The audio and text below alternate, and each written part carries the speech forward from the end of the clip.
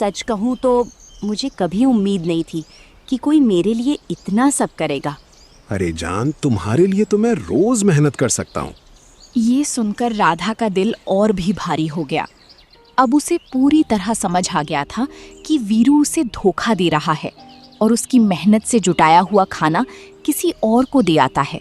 ओह, तो यही वजह है जो वीरू मेरे लाए हुए खाने को कहीं और ले जाता है।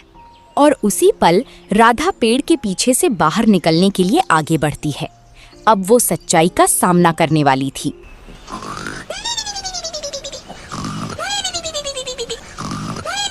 वीरू, ओए वीरू, उठो। कौन है?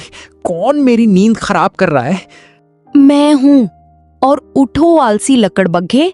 अरे मेरी प्यारी राधा, मेरी जान, इतनी सुबह सुबह क्यों गुस्सा हो रही हो? सुबह नहीं, आधा दिन निकल चुका है। अरे डार्लिंग, जब तुम पास होती हो ना तो समय का पता ही नहीं चलता। बस करो ये मीठी मीठी बातें और उठो।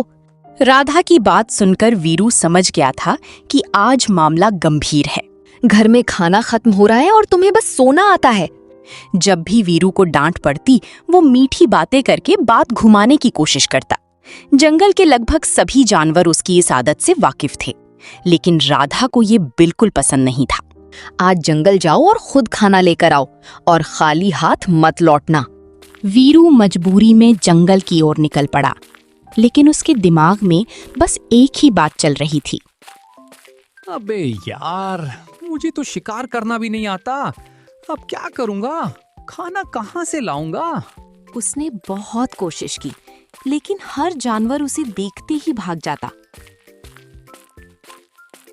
चलो इस खरगोश को ही पकड़ता हूँ। जैसे ही उसने छलांग लगाई, खरगोश हवा की तरह गायब हो गया। अरे ये तो मुझसे भी तेज निकला। उफ, आज तो मेरी हालत खराब हो गई। थक निकला, उसके चेहरे का आत्मविश्वास गायब हो गया। अरे यार, अब कहाँ से लाऊं खाना? मुझसे तो एक चूहा भी नहीं पकड़ा जाता। तभी उसके दिमाग में एक चालाक आइडिया आया। अगर खुद शिकार नहीं कर सकता तो घर से तो ला ही सकता हूँ खाना। काजल को थोड़ी पता चलेगा मैं कहाँ से खाना लाया हूँ। उधर राधा मेहनत करके ढेर सारे फल इकट्ठा कर रही थी। अगर वीरू थोड़ा भी काम कर ले तो जिंदगी आसान हो जाए। वह फलों को टोकरी में सजा कर रख देती है। तभी वीरू आ जाता है। अरे मेरी प्यारी राधा, कैसी हो डार्लिंग? अरे, इतनी जल्दी वापस आ गए? हाँ, मैंने सोचा कि तुम इतना काम करती हो, क्यों ना पहले तुम्हारी मदद ही कर दूं। राधा को लगा शायद आज वो सच में बदल गया है।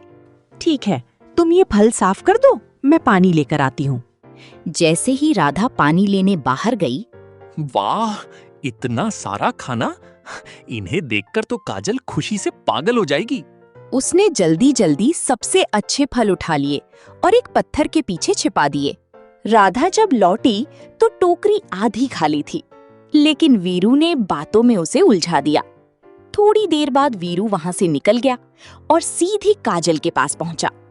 सच कहूँ तो मुझे कभी उम्मीद नहीं थी कि कोई मेरे लिए इतना सब करेगा। अरे जान, तुम्हारे लिए तो मैं रोज मेहनत कर सकता हूँ। ये सुनकर राधा का दिल और भी भारी हो गया। अब उसे पूरी तरह समझ आ गया था कि वीरू उसे धोखा दे रहा है और उसकी मेहनत से जुटाया हुआ खाना किसी और को दे आता है। ओह, तो यही वजह है जो वीरू मेरे लाए हुए खाने को कहीं और ले जाता है। और उसी पल राधा पेड़ के पीछे से बाहर निकलने के लिए आगे बढ़ती है। अब वो सच्चाई का सामना करने वाली थी।